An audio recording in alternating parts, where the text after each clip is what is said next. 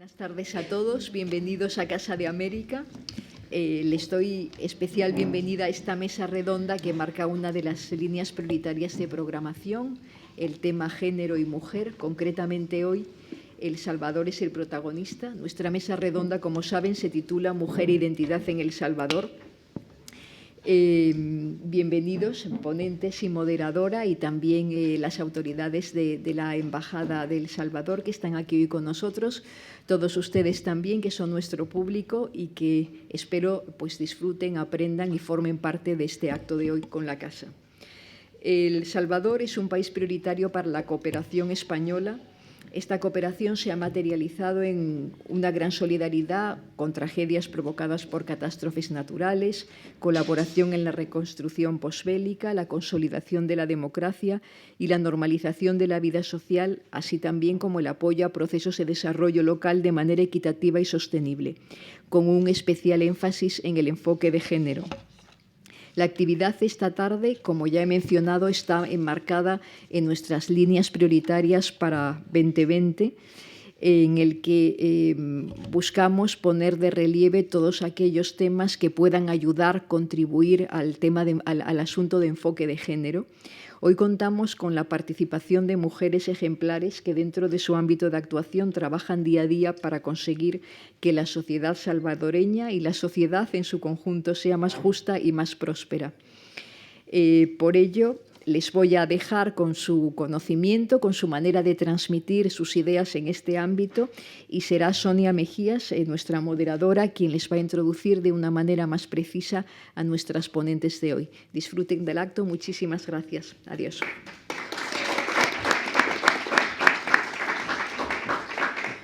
Muchísimas gracias a Nieves, también a Amparo, que ha estado intercambiándose emails con nosotras durante un tiempito. Muchas gracias a las personas de la Embajada de El Salvador que habéis venido.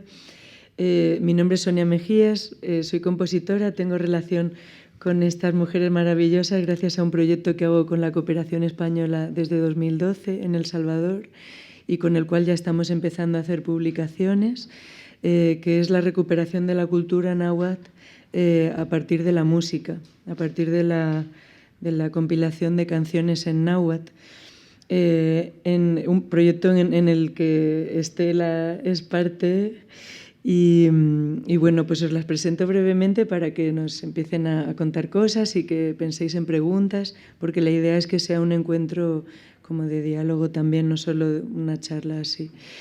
Entonces, bueno, empiezo por Margarita, que va a ser la primera mujer que va a hablar. Margarita es artista, es sanadora, es informática, hace miles de cosas. Y bueno, nos conocimos en el ámbito de la música porque su hija cantaba en uno de los coros de niños y niñas en náhuatl, en lengua náhuatl. Y ahora su hija ya es mayor y está estudiando en Inglaterra una disciplina de cuerpo y palabra que se llama euritmia. Que es una cosa muy exótica para nosotros los españoles y que en El Salvador está muy desarrollada. Margarita os puede contar más. Beatriz Alcaine. Yo cuando llegué a El Salvador la primera vez me la presentaron y para mí era como una semidiosa. Ella era la directora de un espacio cultural que ha sido el espacio más importante de la posguerra, que ha sido La Luna, que ha sido café cultural y donde se han presentado libros, recitales de poesía, conciertos, encuentros en náhuatl, etcétera. Y ahora pues está viviendo un poquito más cerca de aquí, no vive en El Salvador ahora, pero continúa con otro café cultural ahí en San Salvador, donde sigue organizando encuentros. Y después pues tenemos a Estela Patriz, que es hija de Paula López, que ha sido la cantora más importante en El Salvador, en lengua náhuatl. Yo con su madre he trabajado las canciones de ella, porque los nahuablantes crean sus propias canciones, no queda nada de lo histórico en náhuatl. Entonces están creando sus propias canciones, su mamá creó muchas. Y así conocí a Estela. Ahora Estela está aquí porque ha sido protagonista en el Museo Thyssen de un espectáculo que hicimos ayer, que era de encuentro de la sociedad salvadoreña con la sociedad española y sanación de lo histórico. y están aquí los compañeros del Thyssen, gracias por venir. Y bueno, pues ya no me alargo más y les dejo hablar de lo que ellas quieran. Adelante, Margarita. Muchas gracias, muy buenas noches. Muy agradecida por su presencia y por la oportunidad de estar acá. Cuando Sonia me comentó de la posibilidad de venir y hablar sobre la mujer salvadoreña y de cómo yo vivo ser mujer desde la salvadoreñidad, me surgieron muchas interrogantes y empecé a hablar con las mujeres a mi alrededor, porque yo no quería ser la palabra solamente de una persona. Y empecé a entrevistar mujeres, las mujeres que me encontraba por la calle, las amigas, las mujeres cercanas, las que han sido mi inspiración a lo largo de los últimos años. Y decidí escoger a una mujer símbolo, que vamos a ver si se deja mostrar.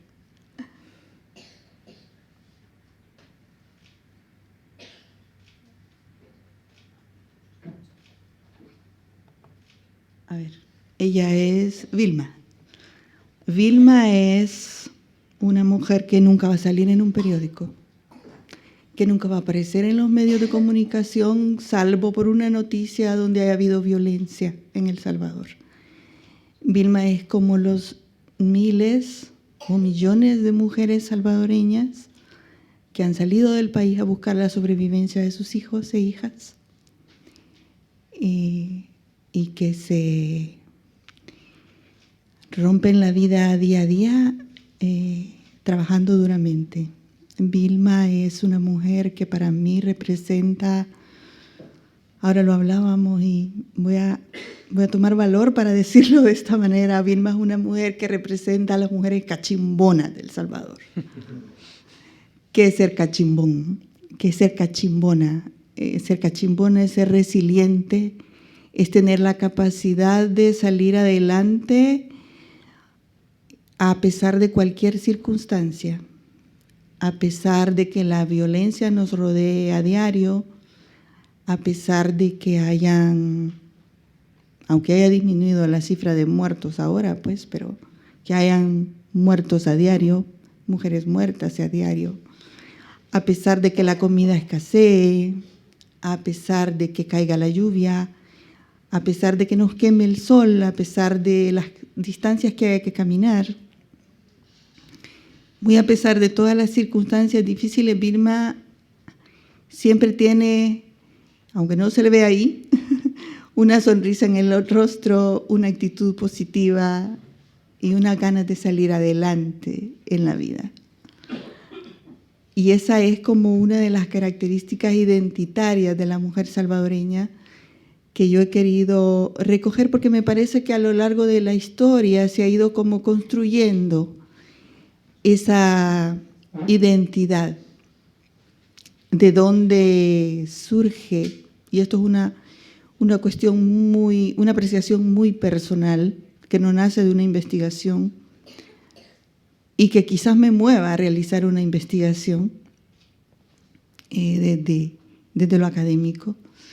Pero ¿de dónde nace esas características que son tan particulares en los salvadoreños y sobre todo en las mujeres salvadoreñas, que representan más del 52% de la población, que son mayormente las que sostienen la vida y las que sostienen a sus hijos e hijas? Pues entonces me fui a buscar un poco en la historia y encontré que ya en la época de la colonia,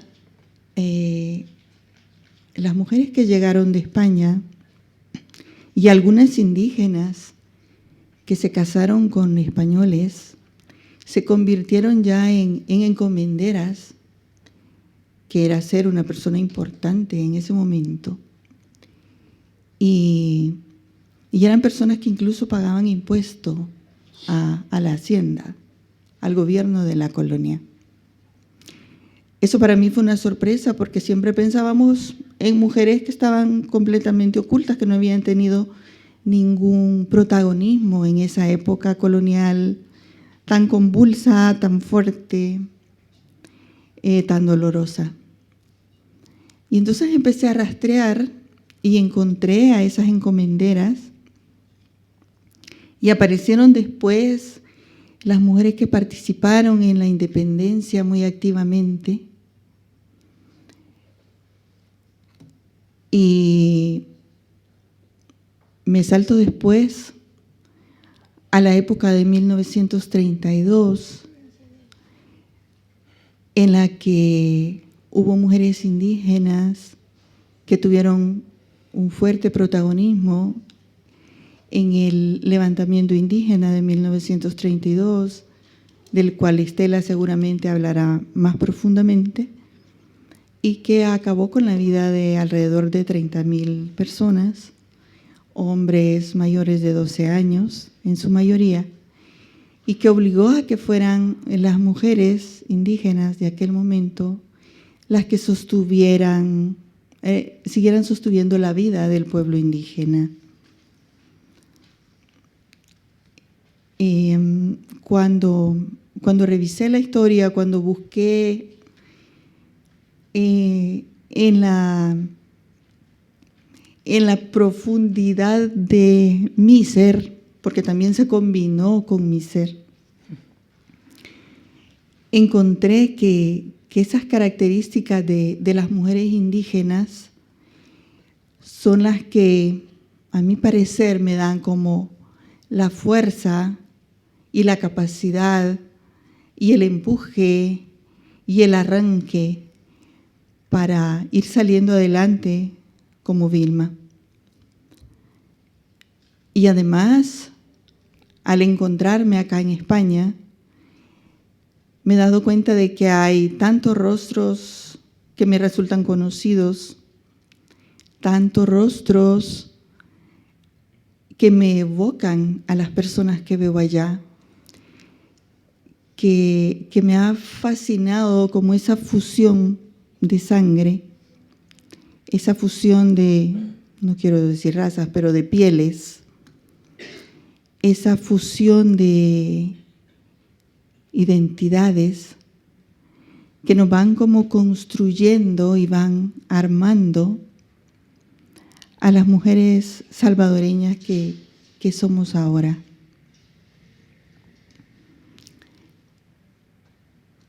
Quiero rescatar también en este momento a las mujeres que sostuvieron al país en la época de la guerra, de los 12 años que vivimos, cuyos nombres van a ser mencionados en algunos casos por Beatriz, que mientras los hombres hacían la guerra, ellas también participaron de la guerra, ellas también participaron como guerrilleras, como cocineras, como proveedoras de alimentos, como almacenadoras, y también participaron dando la vida y creando nuevos hijos. Como les decía al principio, no son nombres,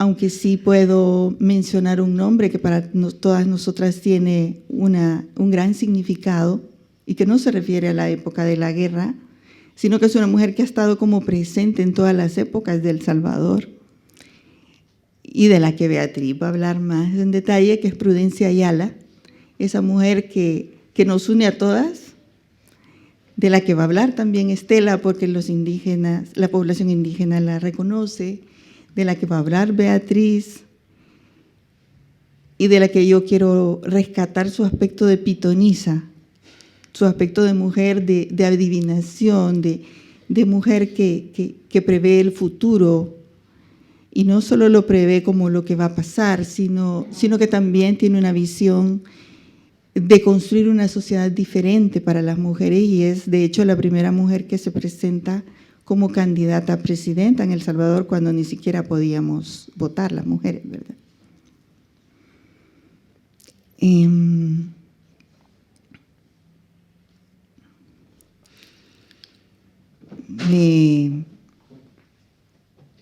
me mueve mucho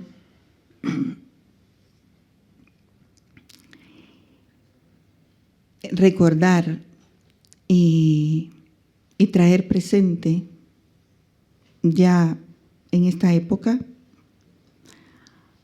a esas mujeres que siguen día a día llevando a nuestro país adelante, a las mujeres que migran, a las mujeres que están acá en este país buscándose una nueva vida, a las mujeres que están por toda Europa, a las mujeres en Estados Unidos y a todas las que están allá sacando el país adelante, que son María, que son Juana, que son Ángela y que tienen diferentes nombres y cuyos rostros hubiera querido poner en un caleidoscopio y traerlos acá.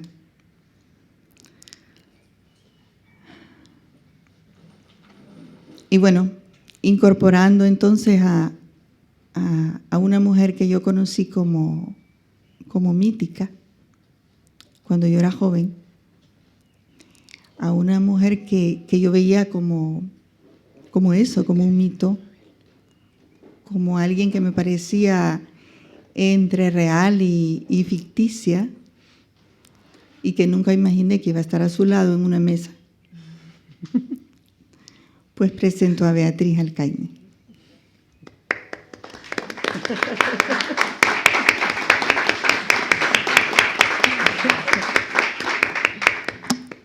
Gracias, Margarita.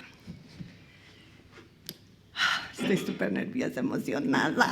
Perdón, pero es que no he conseguido nunca en la vida ser persona seria.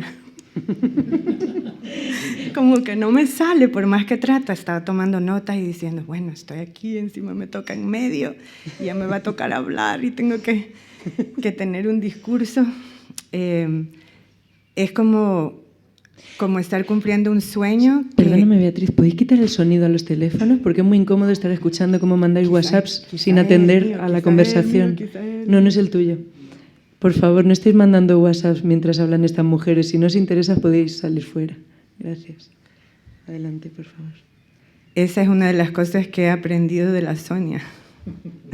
que uno puede ser así como súper clara y... Sí, en El Salvador me ha conllevado muchos problemas, pero, ¿verdad? Primero decir que esto es como un sueño que no había soñado todavía. Entonces imagínense sueños que se vuelven realidad antes de ser soñados. Es como una cosa especial. Me siento muy honrada, muy, muy, muy agradecida con Sonia porque ha traído a Madrid una energía del Salvador que no había llegado todavía, que es la energía del rescate de nuestra lengua, de la lengua de nuestra tierra, de la tierra donde nacimos, que ahora somos una mezcla todos de sangre, pero que venimos de una misma tierra. Y agradezco muchísimo esta invitación. Me siento súper honrada de compartir la mesa con Estela y con Margarita. Muy agradecida por la experiencia en el Museo Thyssen, al equipo que trabaja creando unas cosas para educarnos de otra forma y vincularnos. Gracias por estar acá. A Casa de América, que es espectacular y que de verdad nos recibe con tanto cariño y con tanto respeto, también quiero agradecer. Y la presencia de mis hermanos y mi hermana de El Salvador, de la Embajada, Max, que conoce desde el día antes de que naciera el proyecto de la Luna. Gracias por acompañarme. José Manuel y Víctor, maestro de cerámica, fantástico. Gracias, siento que estoy muy acuerpada. Gracias a todas las personas que están con su corazón abierto para escucharnos. Yo, cuando Sonia me invitó a hablar de qué es ser mujer salvadoreña, entré en una verdadera confusión, porque dije, madre mía, o sea, dentro de una semana cumplo 55 años y no tengo la respuesta todavía, no sé. He cambiado como 20 veces de idea sobre lo que es, y así como Margarita decidió hablar de las mujeres cachimbonas, yo decidí también hablar de mujeres que han transgredido porque han sido la inspiración para mí y dar como un pequeño homenaje, un paso muy rápido con 18 mujeres que muy personalmente han inspirado mi camino en el deseo de la apertura. Porque El Salvador, en medio de todo lo que oímos en la presentación, ha padecido también de un poco de estrechez y de rigidez que no nos ayuda del todo, y ha habido energía femenina fantástica que ha flexibilizado y abierto y movido mucho en el campo en el que yo me he desarrollado, que es el campo de la cultura, de la creatividad y de la energía femenina.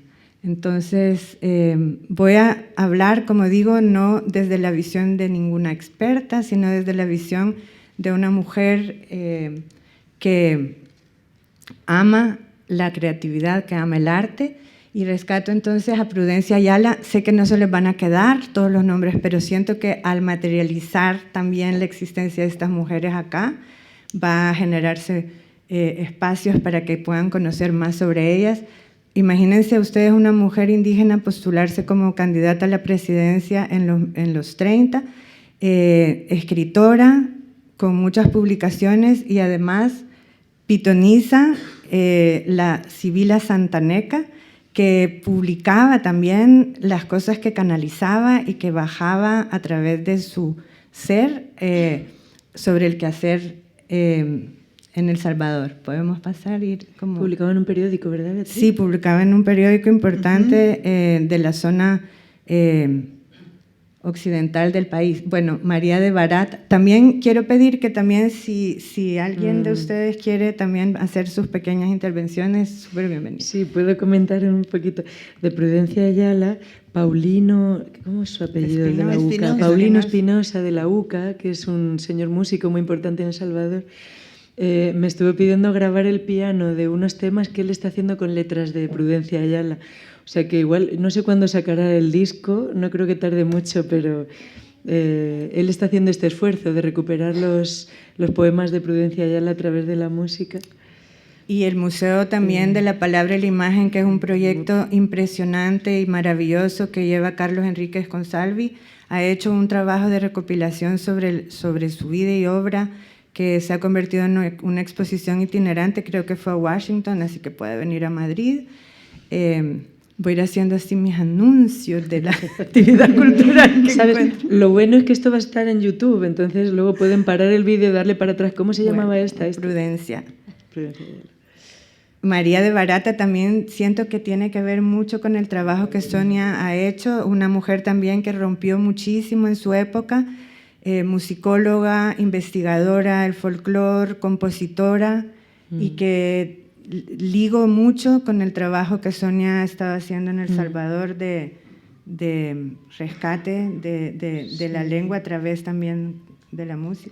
María de Barata publicó el libro Cuscatlán Típico, que es en 2 volúmenes, y es una recuperación de la música y costumbres, músicas y danzas sobre todo, salvadoreñas.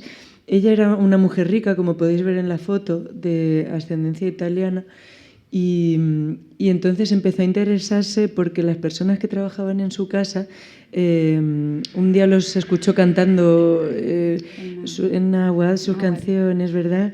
Y entonces ella se interesó y pidió que siguieran trayendo gente de sus comunidades, y ella fue transcribiendo al piano.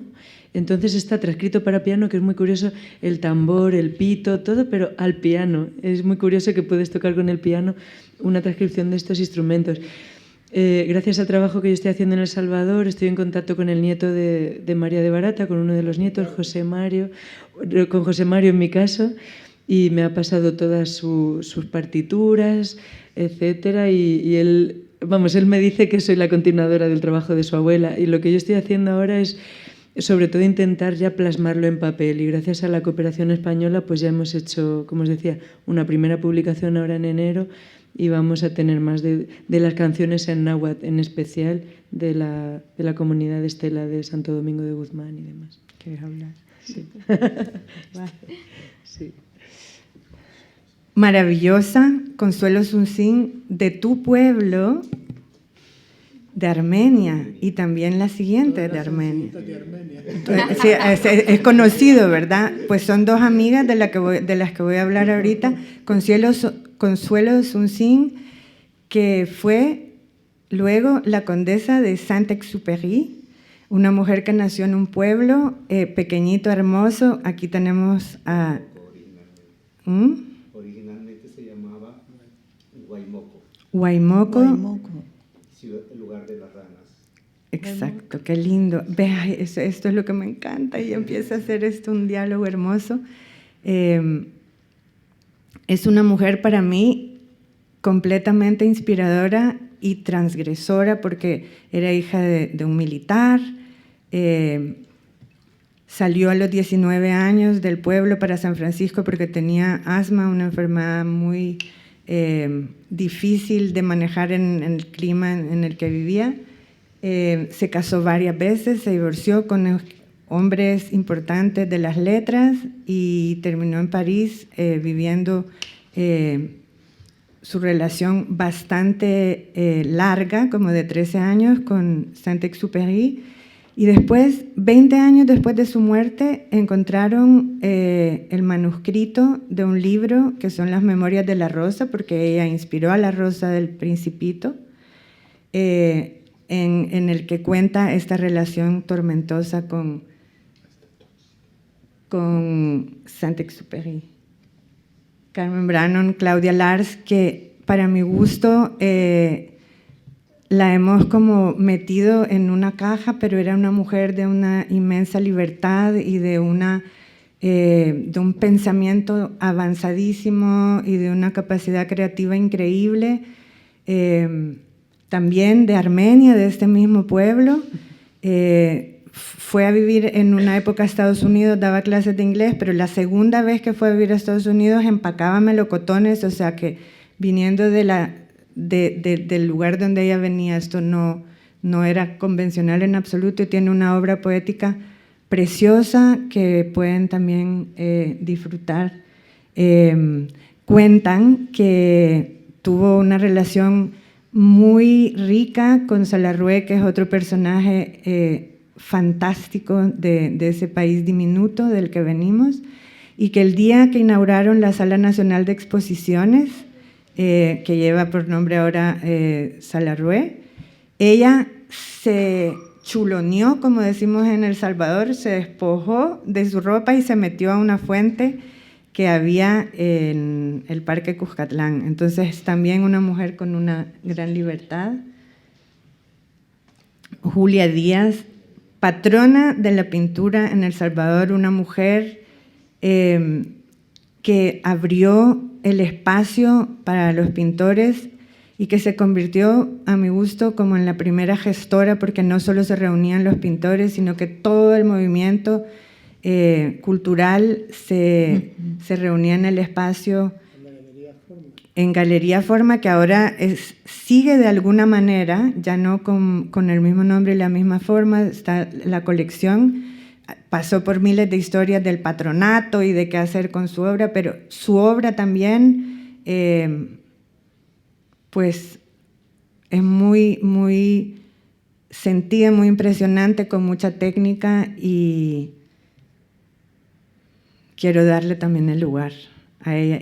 Y ahorita estoy pensando en todas las mujeres que no van a estar en estos 18 nombres, por eso siempre repito, no están todas. Podría tener la programación de Casa de América durante varias semanas, creo, hablando de mujeres. Ya sabéis, ahí lanza la caña. Salvadoreñas. Sí, no le puse la rosita y eso acabo justo de pensar. Sí, yo sabía que iba a hacer esa cara, porque ¿qué es lo que sucede? Para mí la cultura no solamente es el arte, y no nada más, es crear desde un lugar que reconoce el establishment. Y para mí la fina, y la traigo a sorpresa a traigo a dos mujeres que han sido totalmente transgresoras, y ella abrió una discoteca que se llamaba El Bigote Rosado, un poco antes de que empezara la guerra en El Salvador, porque empezó primero a haber mucho descontento al principio de los 70s, empezó a haber un movimiento de masas que se empezó a formar y se empezaron a organizar los estudiantes, se empezaron a organizar los sindicalistas, los maestros, y empezó todo un movimiento grande de masas, pero fue reprimido brutalmente, y eso también produjo que varios jóvenes de la clase media empezaran a agarrar fusiles y diera origen a una guerra de guerrilla, ¿no? a una guerra armada que duró 13 años y que dejó muchísimos muertos, más de los que querríamos, 70,000 muertos, 30,000 personas desaparecidas, y un dolor que no se ha podido todavía quitar. Hace apenas 25 años que se firmaron los acuerdos de paz. Entonces, esta mujer, por ejemplo, también montó el primer restaurante vegetariano que se llamaba La Zanahoria, y ella tenía un pelo así, ahí no se ve, pero tenía un pelo colocho así súper largo, y entonces andaba en La Zanahoria, en San Salvador, que es súper tradicional y súper cuadrado, sin camiseta y sin brasier, solo con el pelo cubriéndola así por delante, súper flaca, así, increíble. Y le doy su lugar a la Fina. Y a la Miriam Interiano. Y me encanta la reacción de Max, porque Max podría contar más cosas que yo también, pero esta mujer creó la primera comuna hippie antes justo de que empezara la guerra, en una finca que ella tenía. Ella es hija de otro gran personaje muy excéntrico de El Salvador, que era hijo también de gente muy pudiente, con fincas en Santa Ana, pero que era muy transgresor, y esta mujer súper blanca se paseaba en un carro descapotable por San Salvador, guapísima, exotiquísima, con un jaguar vivo atrás, y dentro de esa comuna hippie circulaba mucho ácido, y entonces ella le dio un ácido al coronel Medrano, que fue uno de los mayores responsables de la desaparición de mucha gente y de formar a escuadrones de la muerte en el país. Y la Miriam Interiano le dio un ácido, y este hombre, que era director de la Guardia Nacional, alucinó e hizo que la orquesta de la Guardia Nacional tocara El Submarino Amarillo a la orilla de un río. Y le doy su lugar a la Miriam, porque generó una movida y nuevas cosas, y creo que tienen que tener su lugar, al menos desde mi voz lo tienen. Esta es una mujer con una sensibilidad impresionante, cantante, poeta, que decidió dejar su vida e irse a la montaña, y murió en combate, y tiene una obra muy linda, y también hay un rescate de sus grabaciones que poco a poco vamos a poder conocer. Poeta hermosa. Lil Milagro, y ahí está en su etapa de chica cool, pero también una mujer con una sensibilidad impresionante, con una dulzura, con una capacidad de ver la vida desde un lado espiritual muy, muy mágico, que también en esa época muchos jóvenes decidieron dejar su comodidad de la clase media alta e irse a la montaña, y fue brutalmente torturada durante muchos días, y su cadáver apareció muy, muy, muy maltratado, y me parece un símbolo de una energía femenina muy especial que también quiero compartir con ustedes.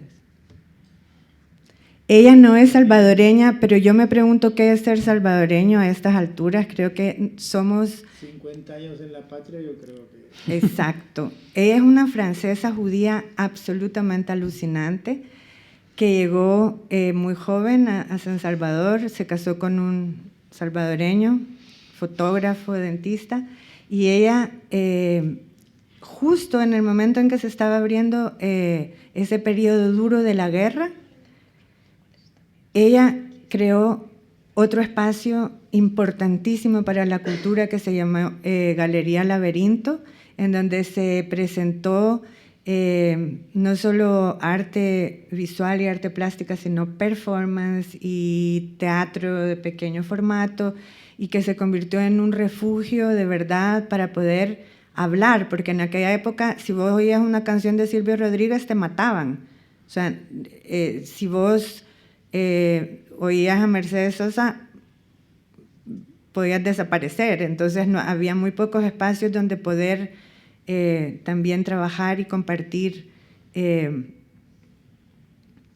pues, no sé, desde ese lugar, ¿no?, que nos conecta creativamente. Y ahora su hija, que es una gran mujer también, se llama Muriel Asbun, vive en Estados Unidos, está rescatando de una manera asombrosa y preciosa, porque El Salvador es un país también que padece de amnesia y que se olvida de todo muy rápido. Entonces, todo trabajo de memoria que hagamos es realmente fundamental.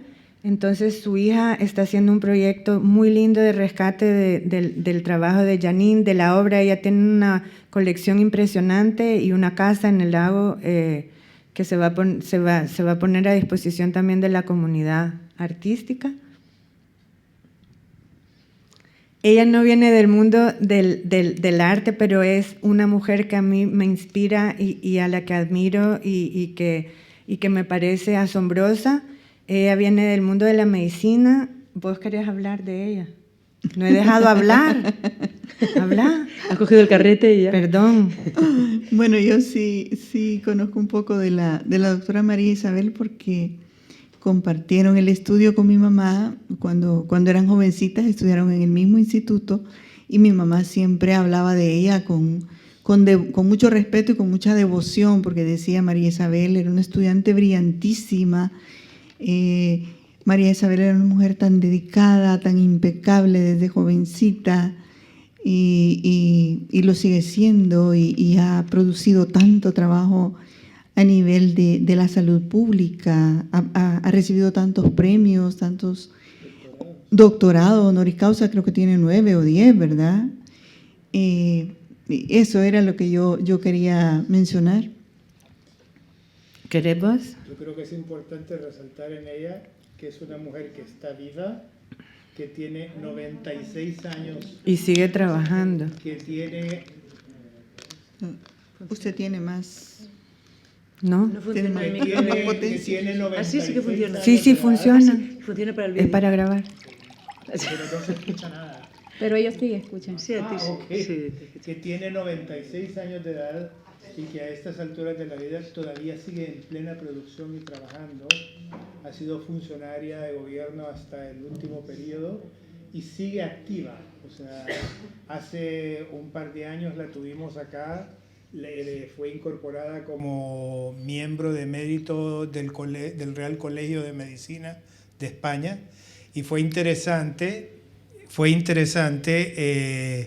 que la señora dio toda una ponencia brillante dirigida para médicos y al final les dijo, bueno, miren, he hecho un análisis de lo que es el colegio desde la época de su fundación y he visto que únicamente solo hay 2 mujeres incorporadas. ¿Qué es lo que pasa? Y les dejo de tarea que se preocupen por incorporar más mujeres en el tema. Es una mujer brillantísima, es un orgullo de El Salvador.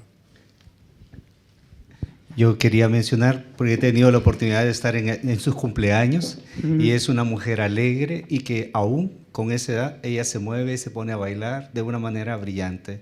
Sus conversaciones, como ya lo decía Max y todo esto, pero es espectacular.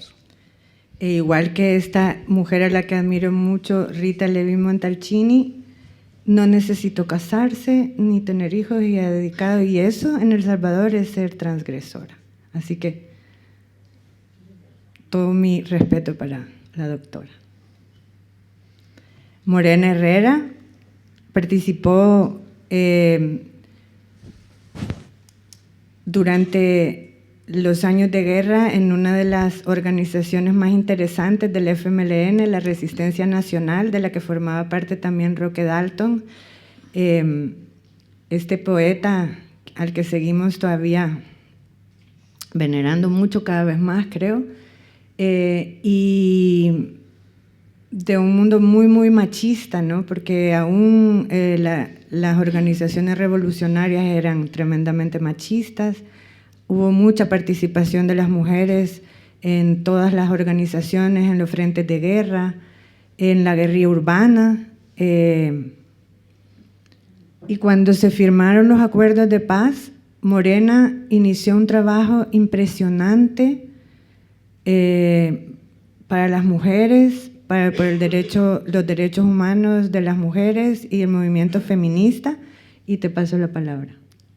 Gracias. Sí, yo conocí a Morena justamente cuando se iniciaban las Dignas, y que al mismo tiempo iniciamos ella empezó en ese movimiento también, pero luego se decantó por las Dignas, las mujeres por la dignidad y la vida en aquel entonces. Eso fue, recién firmados los acuerdos de paz, 92. Después del 92.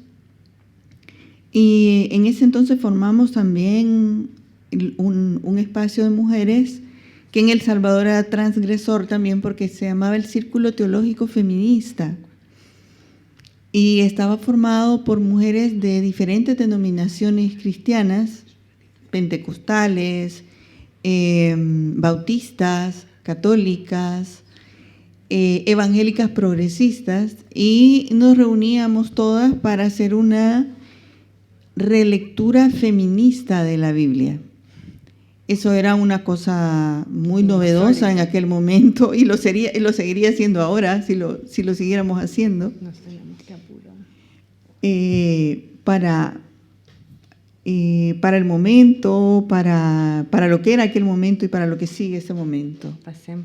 Me voy a apurar porque creo que me estoy tardando. Sí. Llego a hoy. Egri Larreinaga vivió aquí en Madrid, es una impresionante gestora cultural, actriz, directora.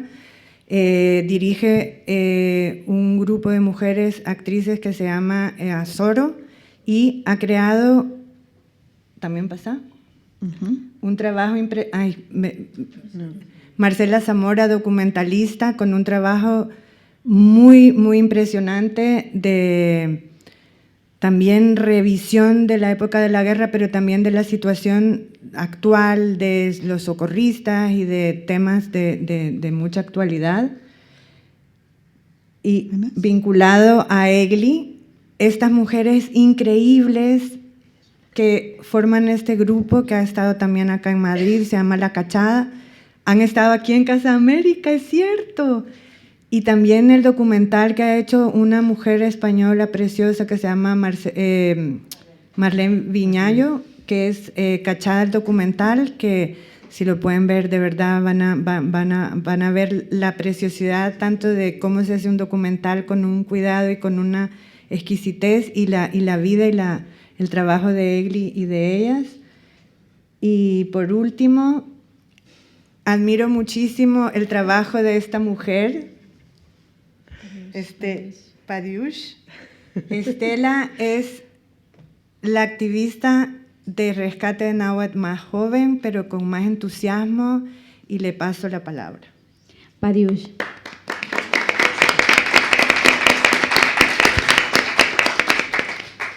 Yekta Yuwa Mehemet, Nahani Metzali, Nahanu Tugay, Elvira Estela, Nugan Lipia Tiktechan Huitzapa.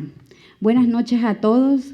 Yo soy indígena y vivo en Santo Domingo de Guzmán. Agradezco a todas las personas muy amables que han hecho posible que yo pueda estar aquí, viajar. Yo nunca había salido del país, sin embargo, creo que como ser indígena viene en mí el seguir el trabajo que mi madre realizó. Quiero decirles que el siguiente, Margarita. Dale, aquí mira. Pasándolo tú, si quieres. Ahí está el mapa de El Salvador, conocido también como el pulgarcito de América. Allí tenemos también, donde está la estrellita, ¿verdad? El pueblo donde yo vengo se llama Santo Domingo de Guzmán, pero en náhuatl es conocido también como Huitzapan. Y ahí están los lugares donde aún se conserva en algunas pocas personas el idioma náhuatl. Déjenme decirle que para mí es un privilegio y a la vez también es una gran responsabilidad, ya que en mi pueblo, Santo Domingo de Guzmán, es el único pueblo donde hay más nahuablantes. Según he escuchado, los otros idiomas de El Salvador ya fallecieron, desaparecieron. En Santo Domingo de Guzmán hicieron un censo hace aproximadamente unos 5 años y se encontró que habían 200 nahuablantes y la mayoría son de entre 60 a 70 años. Mi madre fue una de las que trabajó mucho por el idioma náhuatl, por toda la historia que ha pasado, aunque en mi pueblo no pasó mucho lo que pasó en el año 1932, donde hubo una matanza, un genocidio, más que todo en Izalco, en los pueblos vecinos. En nuestro pueblo no pasó, posiblemente que de ahí dependa que en mi pueblo hayan más nahuablantes. Y les sigo contando aquí con la presentación. Nahuablantes, ahí está el mapa de El Salvador, el náhuatl, El Salvador, y ahí tenemos la zona occidental, donde aún se lucha por recuperar, revitalizar también lo que es el idioma náhuatl.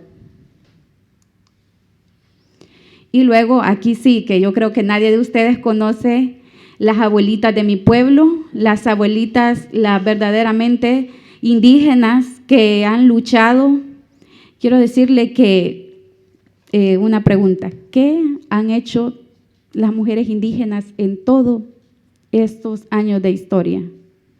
Han sido invisibilizadas, han estado allí soportando, ellas han estado luchando sin ser reconocidas. Tenemos a Nancy, que en náhuatl quiere decir señora y lo decimos por respeto. Tenemos a Nancy Fidelina, ella es una maestra, da clases en cuna náhuatl. La cuna náhuatl es una escuelita donde tienen niños de 3 a 5 años. Santo Domingo de Guzmán era el único pueblo que tenía cuna náhuatl para que los niños fueran allí a aprender náhuatl, 0 castellano, solo náhuatl. Ahora, este año que pasó, también se avanzó también a otro pueblo, aunque ahorita no sé cómo van a seguir, porque como las cosas a veces cambian con lo del Ministerio de Educación, pero que ella, así como la ven, abuelita, ella es maestra, aún sin tener título, es maestra, igual a Nancy y Dalia. Ellas han aprendido desde pequeñitas, sus padres les enseñaron a trabajar el barro. Ellas crecieron, dicen que sus padres les decían, ustedes no van a ir a la escuela porque ustedes van a conseguir novios, maridos, dicen que les decía. Entonces a ellas, más que todo a las mujeres de mi pueblo, la mayoría no tuvo estudio, porque solo tenía derecho de ir el hombre y las mujeres a la casa. Las mujeres a aprender a hacer ollas, a aprender a hacer comales, porque les dijeron, cuando tengas hambre no te vas a comer un pedazo de papel. Así que mejor aprende a hacer tus ollas, tus comales, que de eso sí vas a poder sobrevivir. Entonces, estas abuelitas, como la mayoría de mi pueblo, pues no tuvieron esa oportunidad, pero bien, ellas aprendieron muy bien ese trabajo que sus abuelas les enseñaron, haciendo comales, haciendo ollas, acarreando barro, y un trabajo muy pesado. Y en mi pueblo hay muchos talleres, muchos lugares donde venden cosas de barro, pero realmente cuando llegan algunos turistas y miren, no me las deja menos. Y yo en una ocasión hasta me bajó lágrimas, porque yo digo, realmente no tienen idea cuánto sacrificio hacen ellos para lograr tener ese trabajo. Y allí también tenemos una foto de una familia indígena que no sé de qué año, ha de ser muchos años atrás. Esta foto es de Carl Hartmann, de una investigación que se hizo a finales del siglo XIX en la región de los Izalcos. También está documentada en el Museo de la Palabra. Imagen. Gracias. Bien, ahí tenemos esa foto. Yo recuerdo perfectamente, mi familia fue de muy escasos recursos. Recuerdo haber visto a mi abuela así con refajo, no utilizaban camisa, con sus trenzas, con sus casitas de adobe, su techo de bajareque. Recuerdo que utilizaban comales a mecapal, hacían los comales, luego se los ponían en una cosa aquí con pita y madera y se iban, y como antes no había transporte, ellas les tocaba ir de un pueblo a otro y se iban con la carga de comales a mecapal a vender los comales. También me contaron las abuelas que hace muchos años, cuando llegaba una persona, por decirlo así, chelita, ¿verdad? O una persona que no fuera del pueblo, las madres les decían a sus niñas, vayan a esconderse, y todas las niñas salían corriendo a esconderse porque tenían miedo por todo lo que había pasado. Entonces, y peor que se iban a dejar tomar una fotografía, porque ellos todo lo que había pasado en los pueblos les había quedado ese miedo. Ahí dice sometimiento y marginación a la pobreza, es obvio, ¿verdad? Nosotros los indígenas siempre nos ha tocado a nuestros abuelos, a nuestras madres, trabajar más para lograr por lo menos ir sobreviviendo. Es muy importante conocer a todas estas mujeres. Yo estoy aprendiendo mucho de ellas, voy con muchos ánimos de seguir trabajando, y ellas me explicaban, ¿por qué eso de los colonos, que aún todavía se oye en mi pueblo, que anteriormente les quitaron sus tierras, con lo que único que contaban nuestros hermanos indígenas, y pues ellos les daban donde vivir, ellos se quedaban allí viviendo, ellos trabajaban para las personas que tenían dinero, pero ellos quedaban como colonos, o sea, trabajaban solo para que les den donde vivir, para ganarse la tortillita con frijol, con sal. Entonces, siempre nos ha tocado mucho peor a nosotros como indígenas, porque siempre las personas que tienen más dinero tienen más posibilidades, las personas que tienen más estudio. Sin embargo, aún en nuestra pobreza, siempre se ha tratado de salir adelante y verle lo positivo a la vida, al igual que el analfabetismo, discriminación, negligencia, indiferencia de racismo, desventaja y invisibilidad. Y allí tenemos también lo que les hablaba acerca del genocidio del año 1932. Hace poco mis hermanos indígenas estuvieron conmemorando lo que son 88 años de este masacre que pasó, como les decía, en los pueblos, Izalco, todos los pueblos alrededor del mío. Hubo una matanza que, bueno, ellos los engañaron, ellos luchaban contra las injusticias, querían que les devolvieran sus tierras, pues no fueron escuchados, más bien mayormente de 12 años para arriba, muchos murieron. Están unos que sobresalen por ser líderes indígenas, por tratar de llevar a todos para que se pudieran pelear las tierras que les habían quitado. Medios de trabajo en la localidad, alfarería, cestrería, otras fueron de los pueblos como empleadas domésticas, ingresos en general muy bajos para la mujer indígena. El blanco fueron los hombres, sin importar la edad. En una semana aproximadamente 20,000 hablantes masacrados por el Estado tras levantamiento campesino. Para esta fecha, el solo ser indígena, el solo usar su refajo, el solo hablar náhuatl, era ya como miedo para que lo mataran. De allí que en mi pueblo quedó ese miedo de parte de los abuelos a los hijos, de ya no ir hablándoles náhuatl, porque ellos sentían que cuando le hablaban náhuatl ponían en peligro a sus hijos, a sus nietos. Entonces, ellos, aunque no se vivió en Santo Domingo, existen varias historias de que por qué no llegó al pueblo. Una abuelita me contaba que su abuela le había contado que había un remolino allí, porque como allí hay ríos, entonces iban los soldados a matarlos y que no los dejó pasar, pero como ellos son como bien católicos, entonces dicen que Dios envió a alguien, a un santo, y no los dejó pasar, y así fue como para el año 1932 no llegó esa matanza a mi pueblo, sino que fue hasta después en una guerra. Por eso, y muchos de aquellos niños recuerdan el náhuatl hoy como el idioma del cariño, como lo fue mi madre, que ella nunca me dijo de toda esta historia triste que había pasado. Ella siempre lo vio el náhuatl como algo muy bonito, como una herencia. Ahí tenemos también otras caras de abuelitas de mi pueblo, como es la Nancy Sixta, que también es maestra de náhuatl. La Nancy Chong, una señora muy amable. Ella, la del centro es Nancy Felicitación, pero le dicen en mi pueblo Nancy Chong. Ella desde muy chiquita también aprendió a trabajar el barro, a hablar muy bien el náhuatl, porque con sus abuelitos, con sus padres, con todos, ella sí hablaba en náhuatl. Y también tenemos allí a la otra Nancy, que se me ha ido el nombre. Soy muy mala para recordar los nombres. El idioma de las madres, aconsejando y deseando el idioma de las abuelas, cantando y mimando. Pues qué decirles, los niños, a ellos cuando llegan a la cuna, ellos muy felices. Bueno, al principio les cuesta, sin embargo, cuando ellos salen de la cuna, ellos aprenden muchas cosas en náhuatl. Lamentablemente se está luchando para que hagan un seguimiento por parte del Ministerio de Educación, para que les dé un seguimiento, porque si no, o sea, aprenden bastante, pero se van a las escuelas y anteriormente dicen que en vez de ayudar, les hacían burlas, porque ellos llegaban Yek Peina, que quiere decir buenos días, o Yek Tiutak, y le decía a la maestra, aquí no hables así porque aquí no es en náhuatl. Entonces, esas cosas se habían estado dando.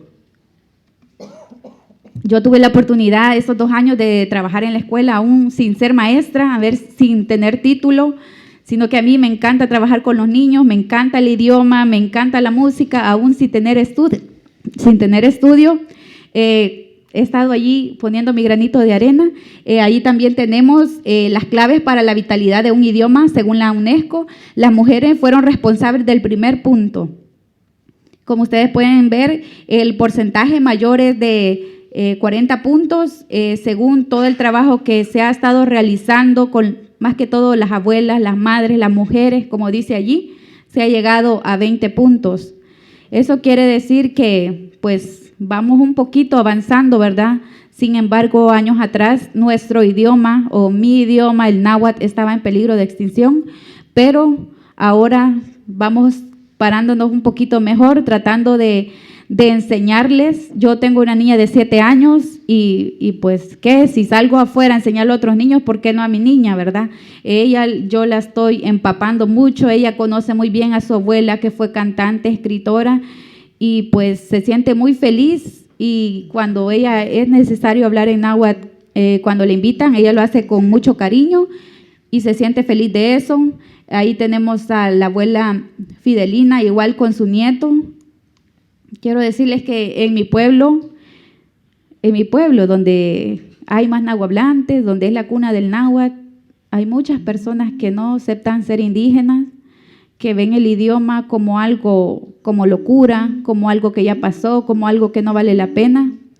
Sin embargo, a través de eso ha habido mujeres que se han parado y que han dicho, yo puedo náhuatl, yo soy indígena, y una de las primeras mujeres fue mi madre, que la tenemos allá de lentes. Ella fue que empezó con lo del náhuatl. Ahí nadie podía náhuatl, según por todo lo que había pasado. Ella se levantó, hizo su primer poema, hizo su canción, decía que la invitaran a cantar porque a ella le gustaba compartir eso, que ella le había enseñado a su madre, sus abuelas. Sí, también. Ahora cuando acabe. Ajá, y entonces, después de ella, cuando las personas vieron, miren, a la Nancy Paulita la han invitado, y a las demás abuelitas se animaron a hacer sus canciones. Ahí tenemos también a la tía Toña, que es esta de Rosado, se llama Nancy Antonia. Ella le siguió los pasos a mi madre, también ha formado muchas canciones, al igual que mi madre, unas muy reconocidas, Creo que por aquí Sonia también nos apoyó mucho en El Salvador. Tuve ese privilegio de conocer a muchas abuelas, a conocer a mi madre, y pues yo las abuelitas felices de que una española, que una persona de España llegara allá a interesarse por las canciones que ellas habían hecho. Lamentablemente, hace varios años en El Salvador nadie se interesaba por el náhuatl. Sin embargo, las cosas hoy están cambiando. Ahí tenemos también otras abuelitas como Nancy Guillerma, Nancy Victoria, que ellas también son tamachtianis, son profesoras que enseñan en la cuna náhuatl. Y quiero decirles que ya antes de llegar a ser maestras de náhuatl en la cuna náhuatl, ellas eran bien inseguras. Ellas crecieron también aprendiendo lo del barro. Sin embargo, a Nancy Guillerma, que está con la camisa floreada, también ha tenido la oportunidad de viajar a otros países y hablar acerca de su idioma, de su cultura. Es muy bonito porque han tenido muchas oportunidades, y si ellas no hablaran el náhuatl, no tuvieran estas oportunidades. Y todas esas señoras que salen ahí, bueno, menos su mamá, que ya no está en el plano material, son parte del coro que ahora dirige Estela en la Casa de Cultura de Huichapan, de Santo Domingo de Guzmán, donde se juntan todas las semanas, ¿verdad? Un día por semana. Un día por semana se juntan a ensayar canciones en náhuatl, que ellas mismas crean. Gracias. Solo apunto este detalle. Gracias. Sí, yo he estado colaborando dos años aproximadamente a la Casa de la Cultura, porque me gusta convivir con las abuelas y decirles que no hay muchos jóvenes ahí que se interesen por la cultura, por el idioma. Sin embargo, yo estoy tratando de animar a jóvenes, porque la verdad es que da un gran sentimiento cuando los abuelos fallecen y se van con todo ese conocimiento, con toda esa cultura. Y nosotros teniendo allí en el pueblo a los abuelos, a los propios maestros, no aprenderlas, siento que es bien injusto. Y aquí las personas que vienen de El Salvador, pues en las universidades en la capital hay muchos que saben muy bien el náhuatl y llegan al pueblo y se ponen a hablar muy bien el náhuatl con los propios maestros. Entonces decía yo, ¿por qué ellos y no nosotros? Entonces se está tratando de motivar a los jóvenes para que ellos lo sigan aprendiendo, ya que somos el relevo de nuestros abuelos. Allí está un mural que se había hecho en mi pueblito, en el náhuatl Chuchiguiza, que quiere decir el náhuatl florece, y esta es una de las canciones que hizo la tía Toña, que les enseñé anteriormente. Muy conocida esa canción, y ella, y yo creo que hay muchas personas que la han utilizado también. Ahora, nuevas generaciones de mujeres se suman en ser creativas. Están estas tres chicas que se llaman Nusihuapilzin. Ellas han formado un teatro. También se llaman las Tres Prietas. El teatro que hacen ellas, no sé si ustedes de El Salvador los han visto, pero es muy bonito. Ellos han recopilado como información de una historia de El Salvador y ellos la dramatizan, se dice así, ¿verdad? Entonces, pero muy propia de Santo Domingo de Guzmán, y ellas utilizan frases también en náhuatl. Ellas, dos de ellas son maestras de náhuatl también.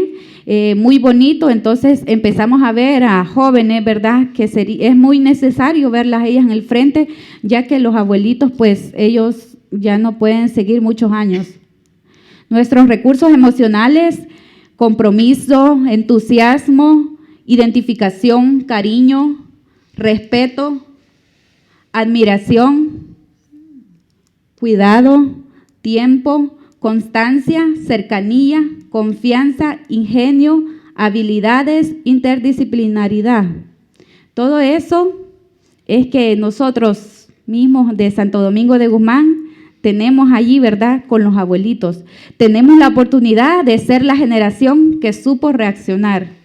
Y yo quiero ser una de esas, ¿verdad? Y trato de trabajar para que seamos esa generación que ha sabido reaccionar, y que no que cuando ya no estén, solo como les digo yo a los niños cuando les voy a dar clase, ustedes y nosotros somos la generación de relevo.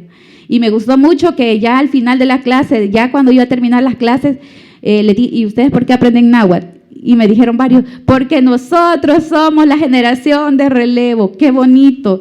Y los niños saludándonos en náhuatl allí, aunque a otros no les guste. Entonces eso es muy bonito porque yo les digo también, si nosotros no hablamos el idioma, solo vamos a ir en la historia. En El Salvador había un idioma que se hablaba, que es el náhuatl. Ya nadie queda vivo de ellos, solo en libros.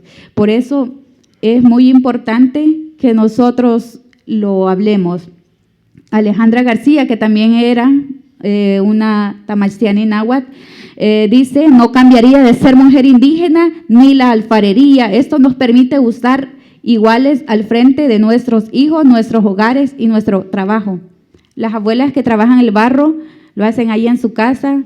Muchas veces le han preguntado, mire, ¿y usted le gustaría tener otro trabajo, irse a otro lugar?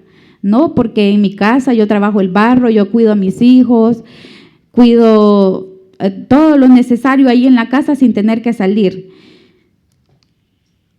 Y la mayoría de las abuelas que están ahí, ya de las que les hablé, yo quiero ser como vos, dice una Nancy, yo quiero ser como vos, fuerte, quiero resistir, quiero vivir en resistencia, hablar como hablas, criar a mis hijos en náhuatl, hacer vidas con barro y con amor y valor que tanto te sobra, ser grande, vivir en sencillez, imaginarlo un jaguar en el pecho, llenarme de arrugas como vos, sufrir como vos, pero reír como vos, así quiero ser. Quiero decirles que a mis cortos 29 años me falta mucho que conocer a personas que son un ejemplo para mí, por las que he escuchado de mis hermanas, de mis amigas aquí. Sin embargo, tengo el deseo de seguir. No sé si habrá alguna pregunta de ustedes, porque ya no sé qué más decir.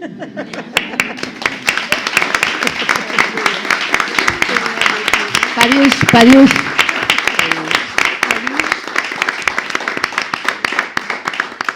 Yo es que antes de nada pediría a Estela que nos cantara una canción en náhuatl, ¿verdad?